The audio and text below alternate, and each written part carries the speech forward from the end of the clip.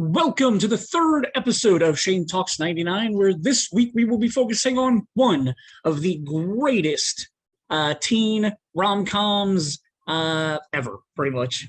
It's awesome, and it has an amazing cast that we're going to take a look at. The movie we are talking about this week is She's All That. Here's my wonderfully old DVD copy of it. So, talking about She's All That this week, this is one of the first movies I remember going to the employee screening of. I had recently just gotten hired at the General Cinemas Clearwater movie theater, and I remember this movie being one of the first ones where I got invited. Not that it was not that it was you had to be invited, but like I was told, hey, tonight we're going to be watching She's All That if you want to come. And of course I did. So I went. I don't remember anybody else that was there. I assume probably Dave Mayer was the one that ran this, but I could be wrong about that. But I guess Manuel or Jason Richardson probably could have ran it also. They were, they were into movies like that, I believe. So for anybody who doesn't know, back in the day when we had reel to reel, or not reel to reel, when we had reels that we had to build up into a print to show a movie when they were still on 35 millimeter film, we'd get those a couple of days early because they wanted us to make sure that they were put together right. So we would run them through and watch them. And over the years, there were a few errors that got caught. Sometimes people missed an entire reel putting it into the movie. Or a wide variety of other things would happen. Cues had to be put on with little magnetic pieces of tape. So you had to watch the whole movie to make sure that the lights came up at the end and things like that. So when we did these tech screenings, we would most of the time invite the entire staff if they wanted to come watch it. It was kind of one of the perks of working at a movie theater. It was getting to watch stuff before everybody else. There were also occasions where we would have like Tuesday night screenings. They'd be like promo screenings, radio station screenings, where like radio stations would give out a bunch of free passes. Those types of events are absolutely miserable because, like a theater that holds 300 people, the radio station would give out 700 tickets because in their mind, not everybody is going to come. So they want to make sure that the house is sold out and that it's full. But they don't ever have to deal with the angry people who come late, who the show is sold out. So even though they think they have this ticket that guarantees them a seat, they are completely wrong. And then we have to deal with a lot of angry people. So it's a really stupid situation. And it really should be more of something where the person has to, RSVP ahead of time. And then that way, they know who's supposed to be there, check them off when they get there. Something a little bit different than giving out, 3 times as many seats as the theater all actually holds. So when that would happen, we would, get to watch the movies even a couple of days earlier because most of the times it would be like the Tuesday before a Friday release. And it would be pointless for us to tear down the movie, just to put it in cans to ship it back so that they could ship us another print that we'd have to rebuild up and, to have it ready for Friday. So majority of the time, we would get to keep those movies after those Tuesday screenings. So sometimes we'd even get to watch movies on Tuesday night. Anyway, I don't remember anything special about this one. It was probably a regular, Wednesday or Thursday night showing that we watched it. It was awesome. I really enjoy the movie. She's All That is kind of a variation of the movie My Fair Lady, which in itself is just a variation of the old story, The Pygmalion. Something else that we will get to talk about a lot during this 1999 series is a lot of these teen rom-coms that came out this year were based on classic literature. Things like, 10 Things I Hate About You is based on Taming of the Shrew. Things like that. Like we'll get to them as we go through the series this year, but a lot of them were just variations of old Shakespeare or, other old stories. So it's kind of cool to look at it. But so this is loosely kind of sort of based on the Pygmalion story, ugly duckling type situation, the evil of having it be, for nefarious reasons that, characters are helping each other and stuff like that. The movie on Rotten Tomatoes has a 41% from the critics, which is insanely low, as is the audience score, which is only a 55. Easily 80% for me, 85. I can't remember what I'm pretty sure I rated it a 9 on IMDb. Just, I was that right age when this movie came out. And you know, it's one of those fun, you know, stories that I really like. You know, popular guy takes, you know, the ugly duckling, turns her into something more than she ever thought she could be, helps her kind of find herself along the way. I feel like it does a really good job of, you know, being Lainey's story about finding herself, even though like this kind of shitty thing is happening to her with the guys placing a bet about turning her into the prom queen. Um, Despite that situation, it kind of just it helps her come out of her shell, and you know she's dealing with the trauma from her mother and stuff like that. So, kind of just helps her throughout the course of the story. I think it's really fun and well done. This literally probably has one of the best casts ever put together in a movie, like ever put like in a film together. It was a Weinstein Company production. Supposedly, the rumors are a lot of these cameos were done as favors to the Weinsteins because of other movies that they had put people in or were planning to put people in. You know, that's kind of the way Hollywood works, or at least it did. I assume it still does, but just on a quieter scale now. But you know, back in the 80s and 90s, it was a lot of do this for me, I'll do that for you type favors in Hollywood, and this apparently was one of those teen movies where the Weinsteins were able to get a lot of people to agree to come do small parts. But we'll start with Freddie Prinze Jr. He had literally just come off of doing I Know What You Did Last Summer. He has a second movie in 1999 that we'll talk about next month. It's Wing Commander. Terrible movie, but whatever. It's Freddie Prinze Jr. and Matthew Lillard in space. Rachel Lee Cook, absolutely phenomenal. Just went on to do a lot of really good stuff over the next couple of years.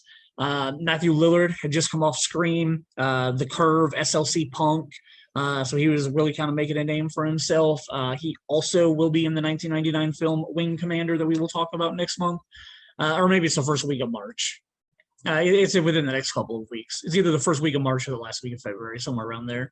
We have Paul Walker again. Like I said earlier, his second film of 1999 following Varsity Blues. 98, he had just come off Pleasantville, so he was starting to make a name for himself. In 2 years, in 2001, he will be starting the Fast and the Furious franchise. So definitely, you know, the height of his, the beginnings of his career right here. Jodie Lynn O'Keefe is in the movie. She plays Freddie Prinze Jr.'s ex-girlfriend, and she had just done Halloween H2O, another really popular teen horror movie from 1998. The only adult that I'm going to talk about in this list of people is the amazing comedian Kevin Pollak, who was in this. He also, despite being a comedian, will be talked about in the 1999 film End of Days, where he had a part. Oscar winner Anna Paquin is in this. She plays Freddie Prinze Jr.'s little sister. She won an Oscar for The Piano, 94-ish, I think. And then this was 99. She didn't do anything else this year, but next year in 2000, she is going to do the X-Men film as Rogue, and she will also be in Almost Famous, Cameron Crowe's movie, easily one of my favorite films of all time. We got a Culkin in here, Kieran Culkin, who did 3 movies in 1999. The other 2 being Music of the Heart, which I honestly don't remember him in, but then I do remember he's a big part of the Cider House Rules. So 2 more movies we'll talk about later this year that both had Kieran Culkin in them. One of 2 musicians / rappers in this movie, Lil' Kim plays one of Jodie Lynn O'Keefe's like sidekicks or whatever. She's fine in this movie, but her film career obviously went nowhere, seeing how her other major films are Zoolander and Joanna Man. So yeah, Lil' Kim didn't do so well. But Usher had just come off of doing The Faculty the year before in 98. And then later this year, I'm pretty sure it's October, we will be talking about Light It Up.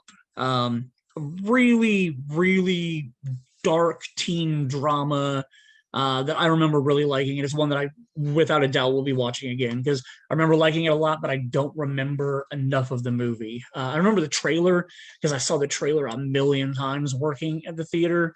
But Clifton Collins Jr. is also in that movie, who is an amazing actor. So definitely looking forward to rewatching that one.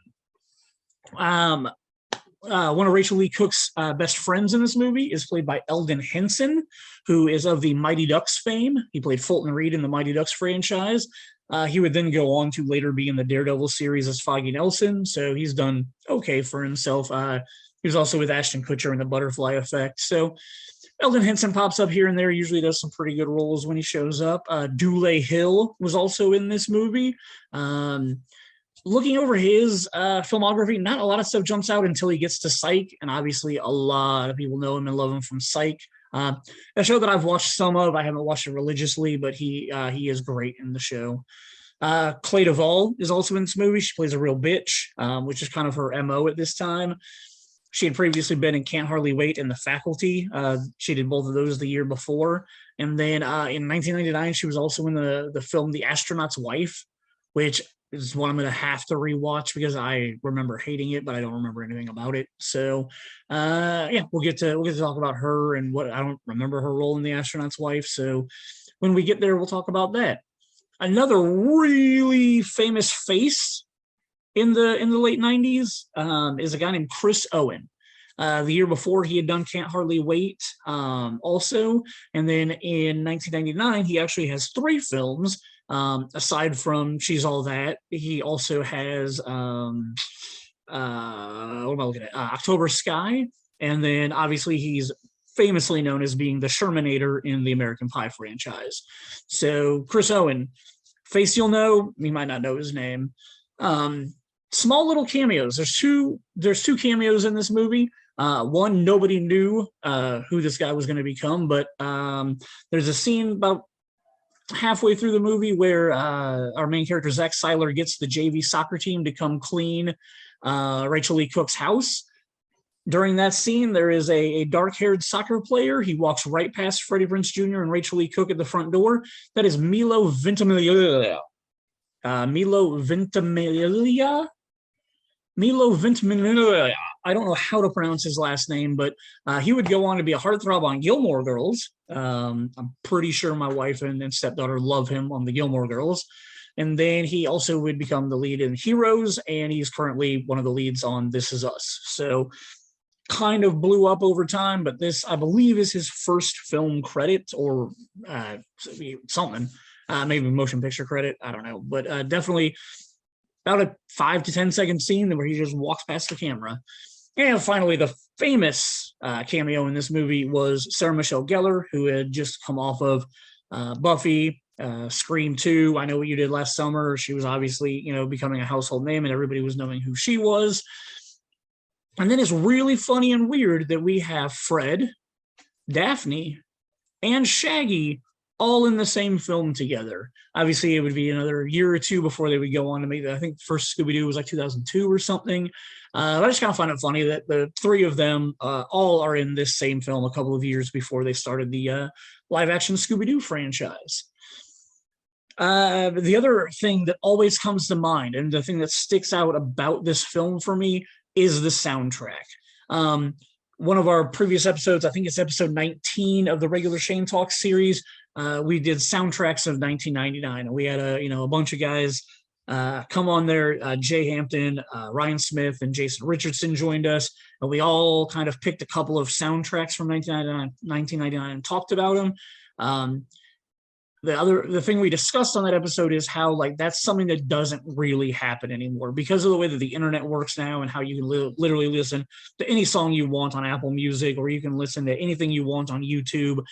Soundtracks aren't what they used to be, but like mixtapes, soundtracks just bring a lot of really awesome music together, a bunch of different bands or genres or whatever it takes to make something enjoyable to listen to. And this movie, great soundtrack. On the Varsity Blues episode, the very first episode, I meant to talk about the soundtrack. Completely forgot to put it in my notes, so I never did. But Varsity Blues, also another great soundtrack with like the Foo Fighters and Collective Soul and a lot of really good music on there. This one, the opening of the movie, the opening credits plays over a song called Prophecy by a band, Remy Zero. I just love the beat. I love the way that the music it's a very upbeat, up-tempo. I like the lyrics. I like the way it sounds. I was never a Prophecy Zero fan until this movie came out. I wouldn't say I'm a huge fan, but I do love this song by them.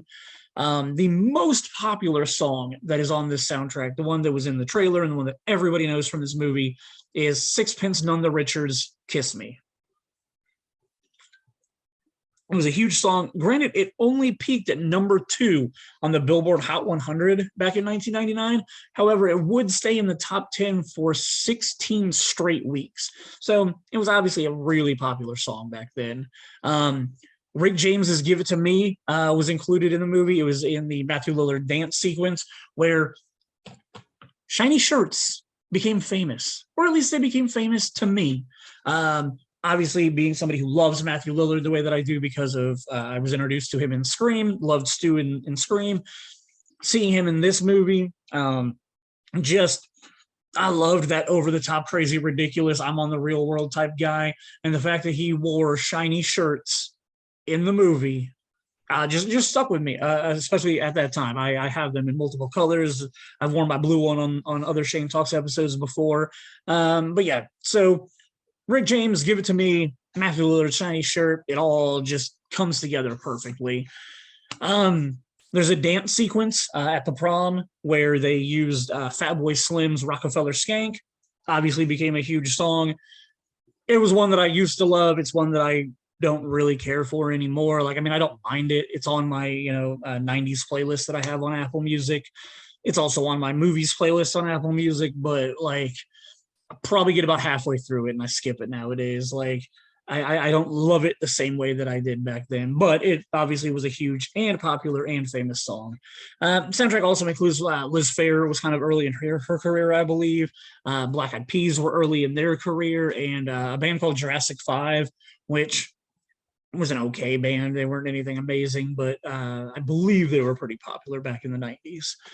So that is She's All That. That is the cast. That is the music. That is why I like the plot and how I feel about it. And how I don't feel like Rotten Tomatoes gives it the credit that it deserves. But I mean, whatever. A lot of the people that are putting reviews on there are probably, watching it 20 years later. They didn't live in the moment. They weren't age appropriate for it when it came out. And, I don't know. It probably does not hold up with kids these days. So next week, February 5th, I want to say, is going to be the episode. We have 2 movies. Mel Gibson's Payback, which I remember being an okay movie. It's one I'm going to try to find and watch before next week. It was a different Mel Gibson for me, so it's going to be fun to kind of discuss how, I was used to much more lighthearted Mel Gibson stuff. Or I mean, like even, the Lethal Weapon movies, I wouldn't say they're lighthearted, but they're a lot more comedic than Payback ended up being. And then we have Sarah Michelle Gellar's Simply Irresistible, which is a movie I remember hating a lot. Like, I remember it being really bad. And Jason and I have discussions about this all the time. He does not hate it. I believe he owns it, so I might try to borrow it from him if I can't find it streaming anywhere.